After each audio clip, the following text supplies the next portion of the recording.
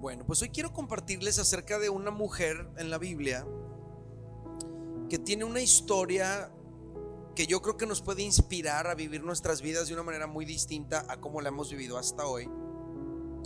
La vida de esta mujer, al mismo tiempo que nos inspira, yo descubro aquí que nos da pasos muy claros y pasos muy sencillos para que usted y yo podamos superar nuestros conflictos internos. Esta mujer se llama Ana. Por años repitió el mismo patrón de conducta, años y años y años viviendo el mismo estilo de vida, hasta que un día su vida dio un cambio total. Lo que yo quiero compartirles el día de hoy, y ahí va a estar en la pantalla, se llama Superando nuestros conflictos internos. Le cuento 3 y me lo dice en voz alta. 1, 2, 3. Superando nuestros conflictos internos. Mire, Ana era una mujer que tenía dentro de su corazón un conflicto muy grande. Y ese conflicto por años la tenía sumida a ella en el fondo de una baja autoestima. Y ese conflicto tampoco le permitía ser feliz y no le permitía disfrutar las cosas buenas que Dios le había dado. Ahora, eso es lo que provocan los conflictos internos. Te roban el gozo y no te permite disfrutar las cosas buenas que Dios te da, porque tú estás clavado en algo que quisieras tener y no tienes, que quisieras vivir y no vives, que quisieras experimentar y no experimentas. Tú estás así bien clavado que no manches, yo quisiera tener otro carro, yo quisiera ganar más dinero, yo quisiera vivir en tal barrio, yo quisiera que mi matrimonio fuera así, pero no es así. Y estar clavado en lo que no tienes, estar enfocado en lo que quisieras, te hace ser infeliz y no aprovechar todo lo bueno que Dios sí te ha dado a ti. Ana no era feliz y se le notaba horrible. Para que se den una idea, en una ocasión su esposo le dijo esto. Ahí va a estar en la pantalla, me lo van a poner. Su esposo le dijo así. Le dijo, Ana, y denota cierta ternura sus palabras, porque le dice, Ana, ¿por qué lloras? ¿Por qué no comes?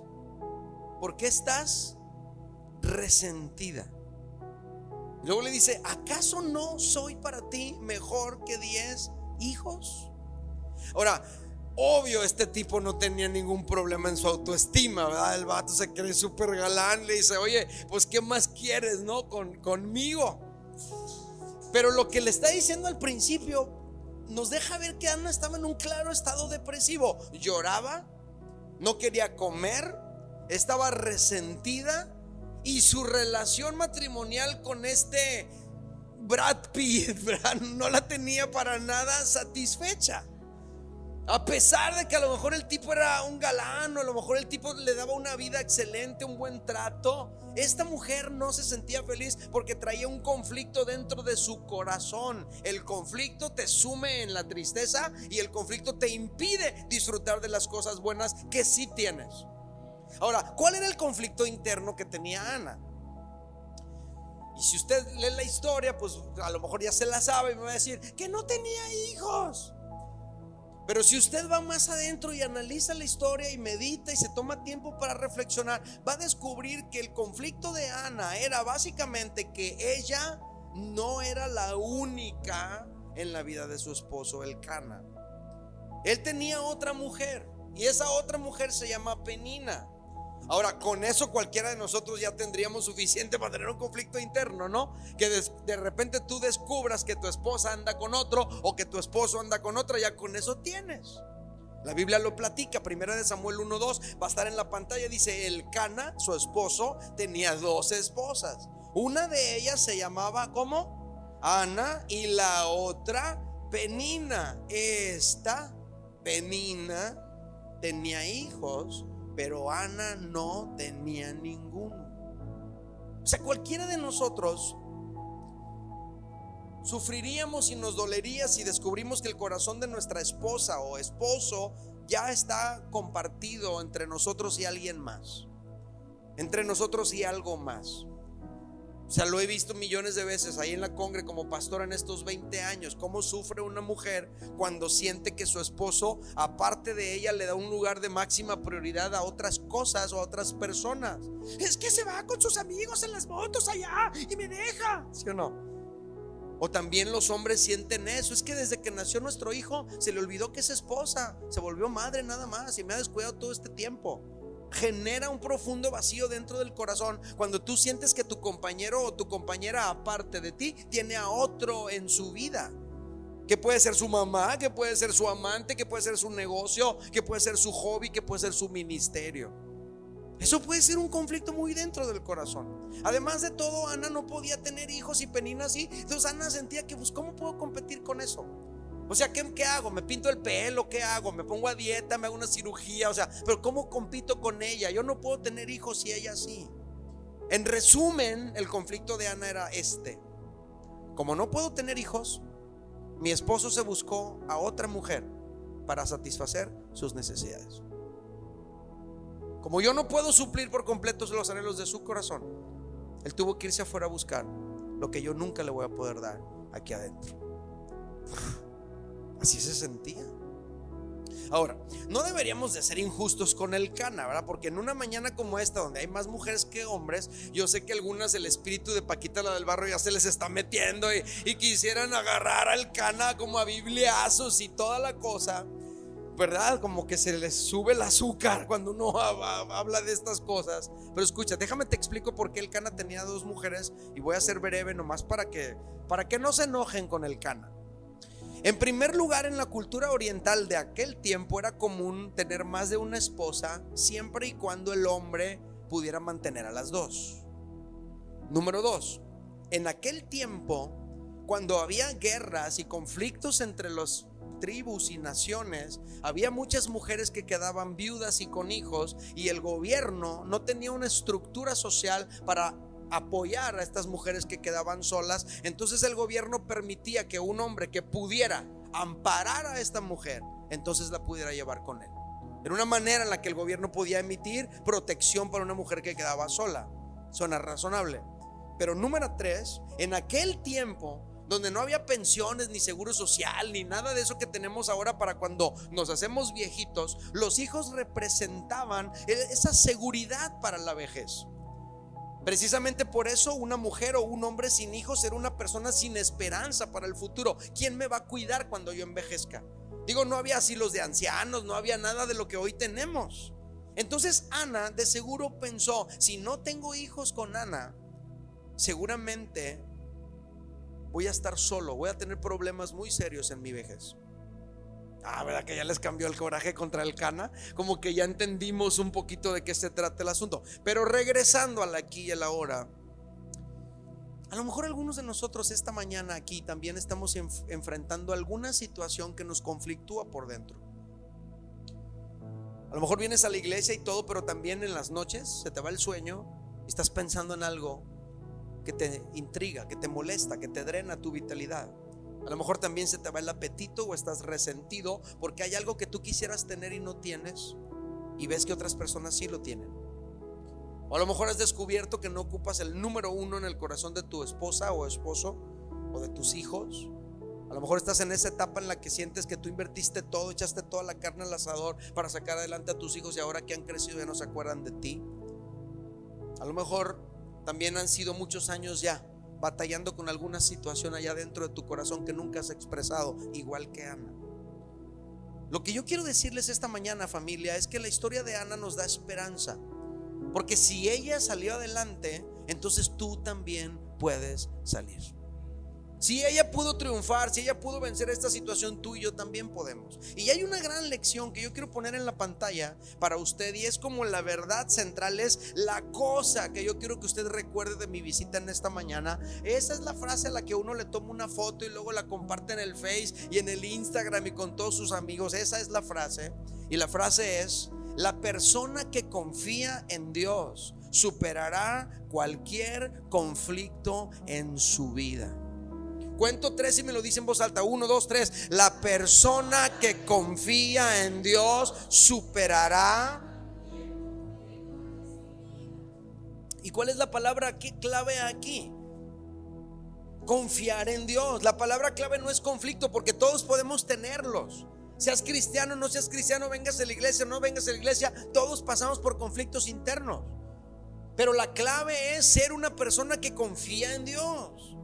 Ahora, hablando de confianza en Dios, familia, ¿Cómo manifestó Ana su confianza en Dios? Eso es clave porque a veces confundimos confiar en Dios con religión y no es lo mismo. No, es que tú tienes que confiar en Dios y luego te contestan, no, yo sí voy a la iglesia. No, si no es la misma onda, no estamos hablando de lo mismo. Tampoco se trata de confiar en Dios, decir, no, yo confío mucho en Dios, yo confío mucho en Dios. No es así. La confianza en Dios se tiene que manifestar de maneras prácticas. Escuche, si usted dice que confía en Dios, pero esa confianza no la manifiesta de maneras prácticas y todavía estás deprimido o deprimida, entonces en realidad no confías en Dios, porque todavía estás allí postrado en tu situación. Si tú dices que confías en Dios y todavía estás queriendo controlar por completo la vida de tus hijos y de tu esposo, y les quieres decir hasta dónde van y dónde van a estar, y le estás llamando cada rato y no puedes descansar y estar tranquilo, tranquila de cómo están viviendo, entonces la realidad es que no confías en Dios. Tú confías en ti, en que tú quieres tener todo aquí en tu control. ¿Cómo manifestó Ana su confianza en Dios? Ese es el punto que quiero desarrollar en los minutos que me quedan.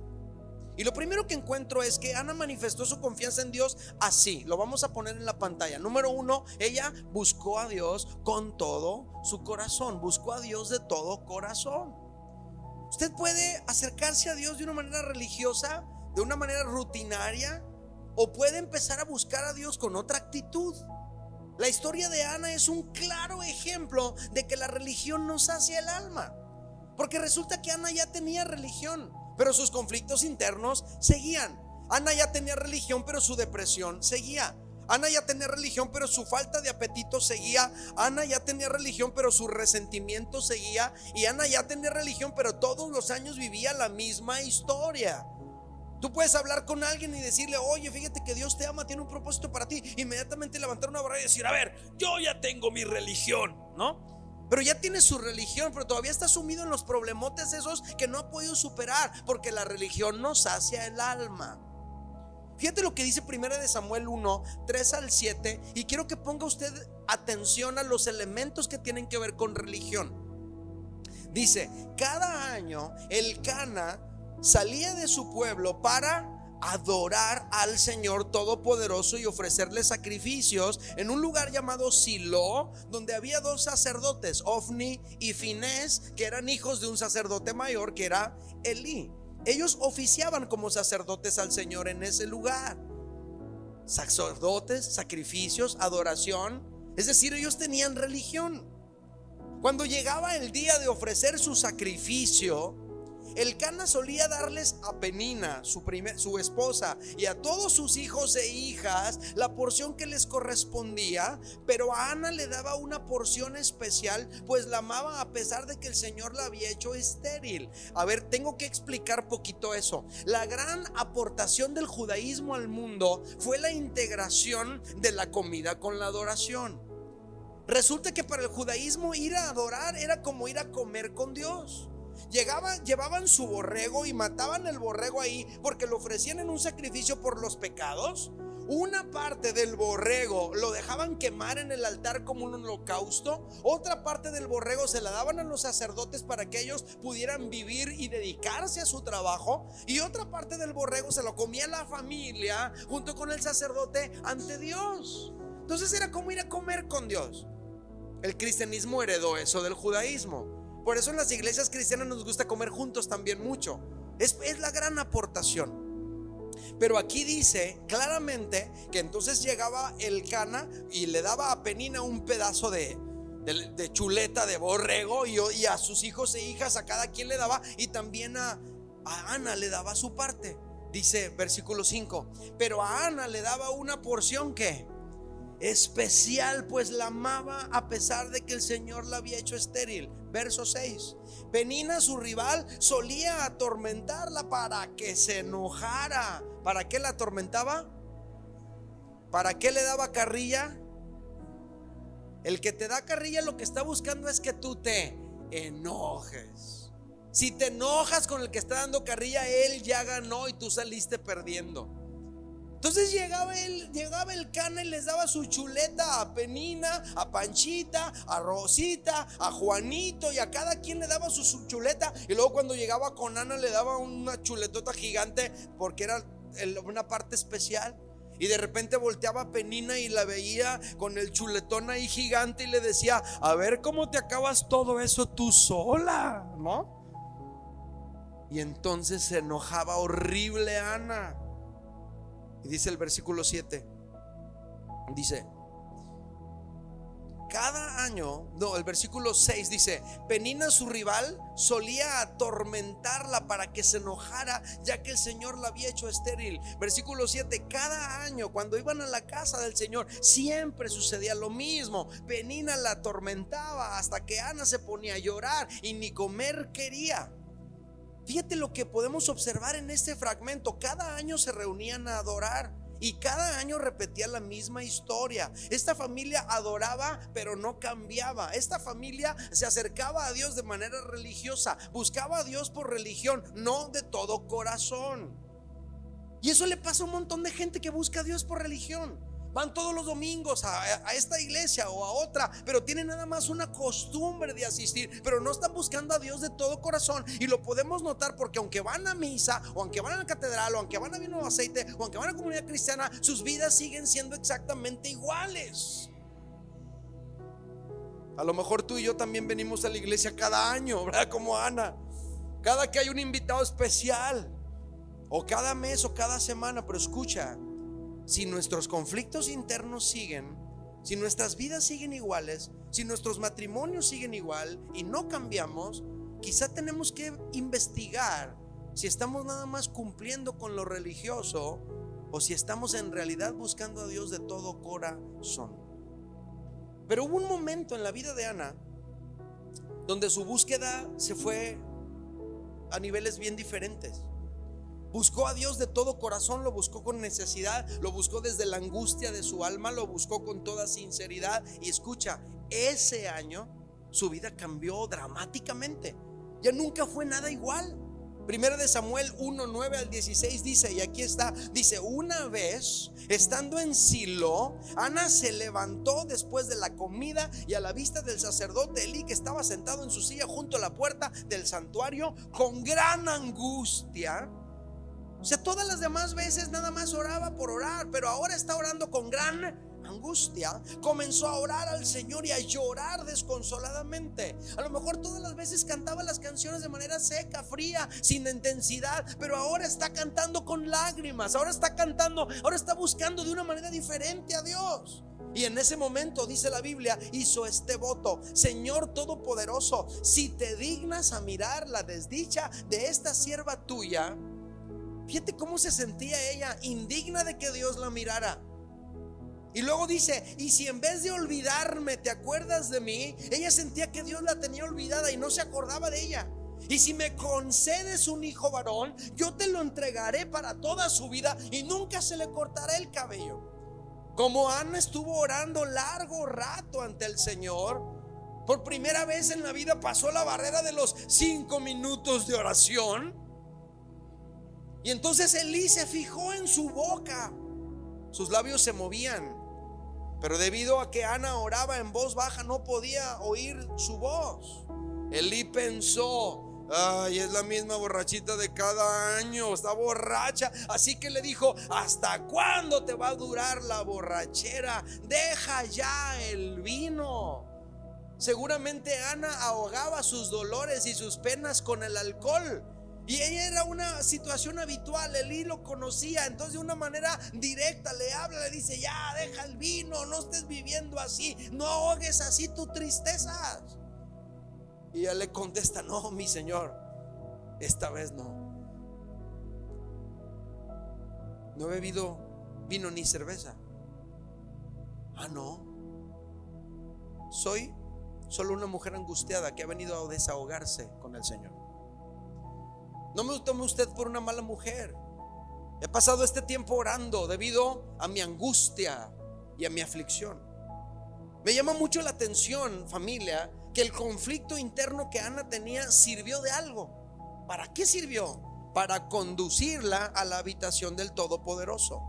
Su dolor sirvió de algo. Su frustración se volvió una brújula que la condujo hasta donde Dios estaba. Su conflicto interno, su frustración, su dolor, su angustia, sus complejos se volvió un combustible para orar con más intensidad. Eso significa que nuestros conflictos nos pueden endurecer o nos pueden acercar a Dios. Nuestros conflictos nos pueden volver personas peores o nos pueden volver personas mejores.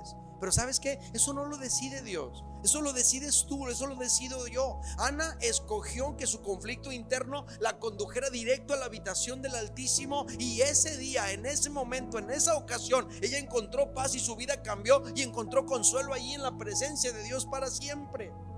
Ahora, si tú estás también en algún conflicto interno, si tú también estás bien amargado por algo, alguna situación te duele en lo profundo de tu corazón, si te sientes olvidado por algo, por alguien, yo te animo que tú permitas que tu conflicto te conduzca directamente a Dios.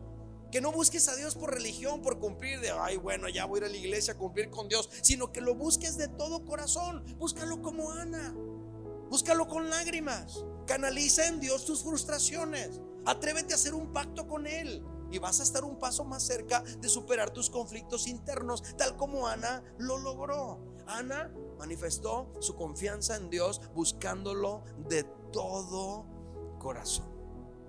¿Está bien explicado? ¿No los estoy aburriendo? Entonces dale un codazo al que está a tu lado, dile, no te duermas pues. Ok, número 2. ¿Cómo manifestó Ana su conflicto, su confianza en Dios? Lo primero fue, buscó a Dios de todo corazón. Número 2, ahí va a estar. En alguna, ahí está. Número 2, se consoló en Dios. Ahora déjenme se lo explico. ¿Listos? ¿Listas? Ahí va. Una cosa es buscar a Dios y desahogarnos con Él una vez y salir y volver a nuestra misma vida miserable y triste de siempre, como lo hacen muchas personas en el mundo de manera semanal, etcétera, etcétera. Pero es otra cosa muy diferente. Escuche, otra cosa muy diferente es aprender a encontrar consuelo en Dios. Escucha, aunque las circunstancias no cambien, aunque nuestra esposa o esposo no cambien, aunque nuestro hijo o hija no vuelva o no deje de beber. Porque a veces en la iglesia cristiana, y yo no digo que está mal, pero a veces en la iglesia cristiana todo nuestro énfasis y nuestro enfoque es en los milagros que Dios puede hacer. Hablamos de que Dios es poderoso, de que Dios cambia las vidas, de que Dios soluciona los problemas. Y yo me acuerdo de chiquito que cantaba una canción que decía, si tú hablas con Dios, las cosas cambiarán orando. ¿Nunca se la supieron esa? Cualquier necesidad Dios la responderá orando. Entonces te vendían una mentalidad de tú nada más ora a Dios y Dios lo va a hacer. Él lo va a hacer, tú no hagas nada, Él lo va a hacer. Él es todopoderoso, Él va a cambiar a tu hijo, a tu esposa.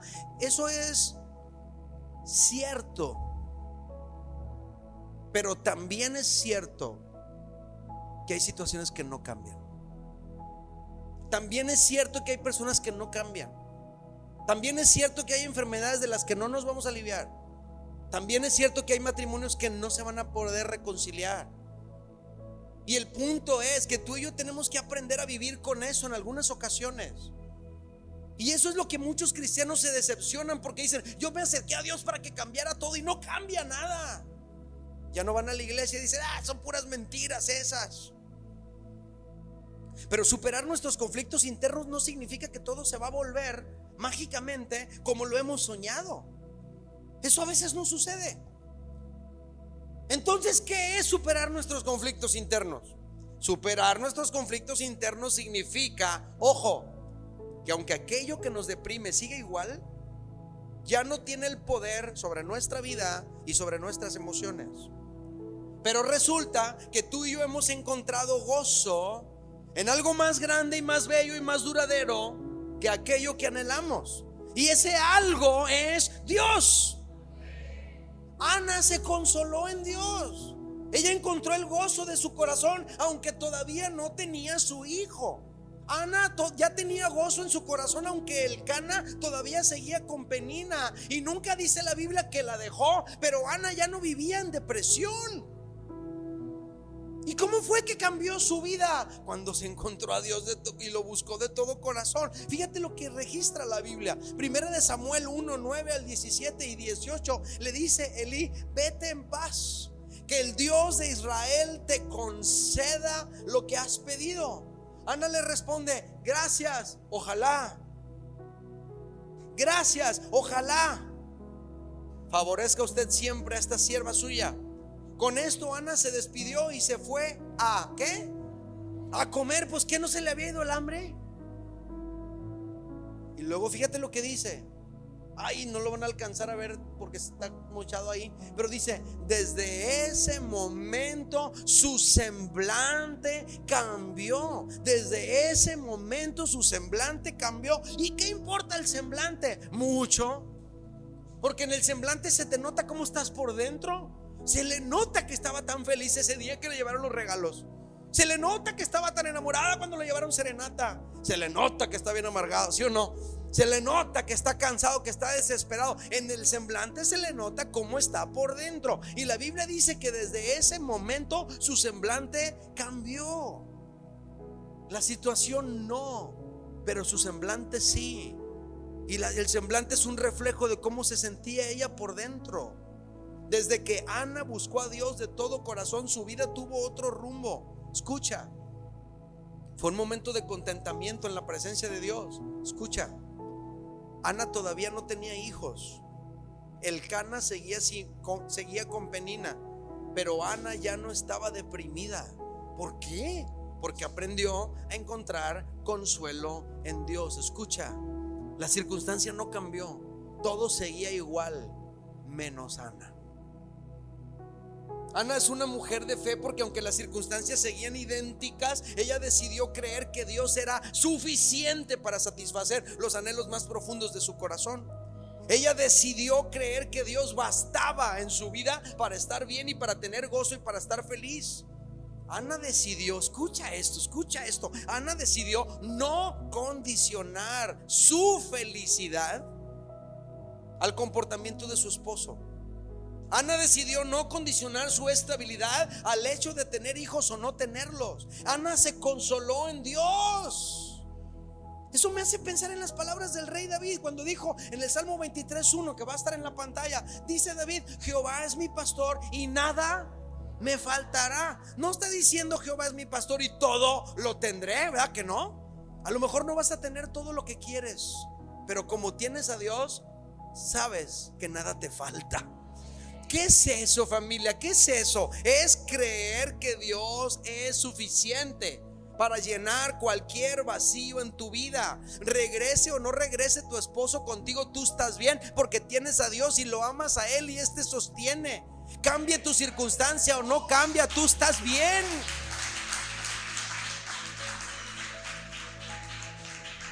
Ahora espéreme, es que luego cuando aplauden yo me pierdo y agarro monte, pero déjeme le sigo aquí porque luego me pierdo y me distraigo. Tú y yo tenemos que aprender a encontrar consuelo en Dios. Escucha, aunque no cambien las circunstancias, tú estar bien. Aunque no suceda lo que tanto anhelas, tú estar bien. Eso se logra cuando tú encuentras consuelo en Dios y tú sabes que Jesucristo basta para saciar tu vida. Cuando el apóstol Pablo, por ejemplo, le pidió 3 veces a Dios la misma cosa y Dios le respondió las 3 veces que no. Porque tú le puedes pedir a Dios y a lo mejor Dios te va a decir que sí, pero a lo mejor te va a decir que no. O a lo mejor te va a decir que sí, pero todavía no. También, ¿verdad que sí? El apóstol Pablo llega con Dios y le dice: Dios mío, quítame este aguijón en la carne, estoy bien amargado. Y Dios le contesta y le dice: no, eso no te lo voy a quitar. Ay, qué respuesta. Y al año que viene vuelve Pablo con Dios y le dice: Dios mío, quítame este aguijón en la carne. Y la respuesta de Dios es la misma. Te dije el año pasado, eso no te lo voy a quitar. Se espera un año más, Pablo, y va con Dios otra vez: Dios mío, te pido que por favor, ya te dije 3 veces, eso no te lo voy a quitar. Que te baste mi gracia, porque mi poder se perfecciona en tu debilidad. Eso significa que hay cosas en tu vida que a lo mejor no se van a ir. Tú vas a tener que lidiar con eso. ¿Y cómo le vas a hacer?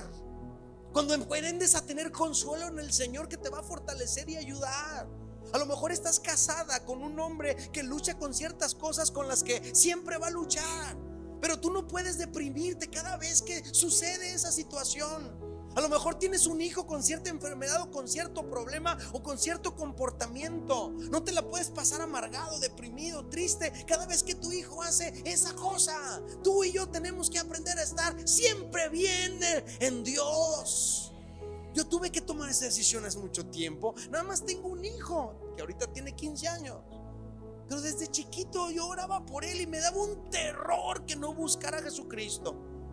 Y yo me acuerdo que crecí en la iglesia y conocía padres y madres que siempre sus oraciones eran: mi hijo que anda perdido y que anda así en las drogas. Y siempre la onda era la preocupación por el hijo ese que andaba perdido. Yo digo, no tiene que dejar de orar por él, pero tampoco él tiene que ser un dren en su vida emocional. Tú y yo tenemos que aprender a estar bien independientemente de lo que hagan nuestros hijos. Tú y yo tenemos que aprender a estar bien, aunque muchas cosas no sean como las quisiéramos. Pero la única manera de lograrlo es que Dios sea tu consuelo, el que sacia tu alma. Cuando Dios es suficiente para saciar tu alma, aunque tú vivas circunstancias adversas, tú estás en equilibrio porque Dios mismo es el que te da ese equilibrio. Por ejemplo, Dios le dijo a Jeremías: tú no te vas a casar. Y qué bueno. Digo, no porque te vaya mal en el matrimonio, sino que él vivió en un momento en su vida donde lo mejor que le pudo haber pasado es no casarse. A ver, ¿de qué está hablando? Sí, viene el ejército babilonio y destruye la ciudad por completo. Asesinó a muchas personas. Muchos hijos vieron a sus padres morir en presencia de ellos, porque lo que hacía el ejército babilonio era robarle a esta gente toda la esperanza de volver a su tierra. Entonces, ¿qué es lo que hacía? Les quemaba el templo como diciendo: yo vencí a tu Dios. Les mataba a la familia como diciendo: ya no tienes ningún familiar a dónde volver. Y se los llevaba a otro país y los desterraba. En ese tiempo le tocó vivir a Jeremías. Qué bueno que no se casó y no tuvo hijos. Pero en ese momento, cuando a lo mejor tenía la necesidad de estar con alguien, y luego se oía la canción de los Bukis que decía: necesito una compañera. Imagínate. Y él con esa respuesta de Dios: tú no te vas a casar. ¿Cómo vas a manejar esa situación? ¿Entiende? Cuando Dios sacia tu vida, aunque hay algunas circunstancias a tu alrededor que no te gustan o no te agradan, tú todavía tienes estabilidad. Acuérdate del profeta Oseas, que tuvo una mujer, una esposa infiel. Le fue infiel varias veces, pero él estuvo en equilibrio. Acuérdate del profeta Daniel, que fue llevado deportado a otro país, a otra cultura, que fue castrado y no pudo tener familia. Estuvo deprimido, no estuvo medicado, yendo con psicólogos ni queriéndose quitar la vida. Entonces, ¿cómo es que él pudo mantenerse en medio de esa situación? Porque Dios sostenía su vida. Porque Él era suficiente para saciar sus necesidades más profundas de su corazón. Y yo quisiera decirles en esta mañana, hermanos, ¿es Dios el que te sacia o te sostiene todavía la esperanza de que cierta cosa se vuelva maravillosa como por arte de magia? A lo mejor eso nunca va a pasar, pero tú no puedes estar esperanzado en algo que no puede, que a lo mejor no va a ocurrir. Pero tienes que estar en bienestar el día de hoy. Por eso cantábamos hace un momento: estoy bien, tengo fe, estoy lleno de esperanza, puedo ver tu poder y no cerraré mis ojos al saber que tendré que luchar. Hay cosas que no van a cambiar, pero sé que estando en ti yo venceré. Ana manifestó su confianza en Dios, buscando a Dios de todo corazón y encontrando consuelo en Dios. ¿Está bien? ¿Vamos bien? ¿No están aburridos? Número 3 y último, lo que estamos resolviendo es cómo manifestó Ana su confianza en Dios. Tiene que ser de una manera práctica para que tú y yo aprendamos cómo y también lo apliquemos. Buscó de todo corazón, encontró consuelo en Dios. Y número 3 y último, ahí va a estar: esperó en Dios. Yo creo que esa es la cosa más difícil para todos nosotros: esperar. Y más ahora que antes, porque hoy vivimos en un mundo cada vez más rápido. Tenemos hornos de microondas que en 1 minuto y medio ya tienes una marucha caliente. Tenemos internet cada vez más veloz. Tenemos aviones, puedes llegar en 1 hora y media a Tijuana. cuando antes tenías que manejar por 24 horas. Tenemos celulares, tenemos videoconferencias. Puedes hablar con tu hijo que se fue a Europa y lo puedes ver en tiempo real. Lo que antes estábamos dispuestos a esperar porque era normal, hoy nos desespera. Hoy no queremos hacer cola, que me lleven las tortillas a la casa, ¿no? Pero antes tenías que ir a la tortillería. ¿Sí se acuerdan que antes existían las tortillerías? ¿Nunca los mandaron a las tortillas? En aquel tiempo sin Facebook ni internet, y que de repente llegabas y era un filón de aquí hasta la esquina y te tocaba estar hasta atrás. ¿Qué hacías? Esperar. Y no tenías el celular para estar viendo tu Face mientras esperabas, vaca, ¿no? ¿Qué es lo que tenías que hacer? Platicar con el que estabas ahí. O si el chisme del de enfrente estaba más bueno, pelabas bien la oreja para estar oyendo lo que estaba pasando. Así era. Esperar era normal. Y ahora esperar nos desespera. Pero fíjate el problema. Las cosas más grandes que Dios va a construir en tu vida y en la mía son a través del tiempo. Y escucha, las va a hacer en su tiempo. Por ejemplo, escucha bien. En el caso de Samuel, el hijo de Ana, el resultado de esta historia, Samuel no podía nacer cuando Ana lo quisiera. Samuel tenía que nacer justo cuando el sacerdote Elí estuviera en el ocaso de su ministerio, para que a Samuel le diera continuidad. Samuel tenía que nacer en el momento justo en el que pueda ungir como rey a Saúl, como el primer rey de Israel, ungir a David como el segundo rey de Israel y ser mentor de los dos. Entonces Samuel no podía nacer cuando a Ana se le antojara. Samuel tenía que nacer en el tiempo correcto. Ana no podía programar la llegada de Samuel. Ana lo único que podía hacer era esperar en Dios. Por eso tú y yo también tenemos que aprender a esperar en Dios. Pero para esperar en Dios tenemos que tener fe, saber que Dios va a cumplir lo prometido. Y eso es saberlo, nos ayuda a soportar con gozo el día de hoy, aunque todavía no llega el mañana que tanto anhelamos tú y yo. Ana es un ejemplo impresionante de esperar en Dios, porque lo que ella anhelaba no llegó de inmediato. Escucha, ella ni siquiera sabía que iba a recibir la respuesta de su petición. Pero escucha, como encontró consuelo en Dios, eso la capacitó a ella para esperar.